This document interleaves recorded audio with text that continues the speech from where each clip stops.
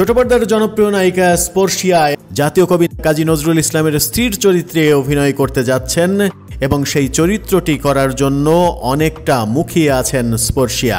অভিনেত্রী অর্চিতা স্পর্শিয়া ইতিমধ্যে বিভিন্ন চরিত্রে অভিনয় করেছেন, তবে এবার একেবারেই ভিন্ন রূপেই তিনি আসছেন। জাতীয় কবি কাজী নজরুল ইসলামের বায়োপিক সিনেমা নির্মিত হতে যাচ্ছে। এতে কবির প্রথম স্ত্রী নার্গিসের চরিত্রে দেখা যাবে স্পর্শিয়াকে।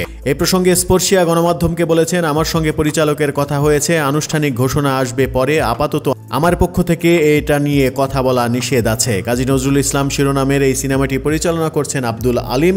এতে নজরুলের চরিত্রে অভিনয় করবেন কিঞ্জল নন্দ। নজরুলের দ্বিতীয় স্ত্রী প্রমীলা দেবীর ভূমিকায় অভিনয় করবেন ওপার বাংলার অভিনেত্রী ঈশা সাহা।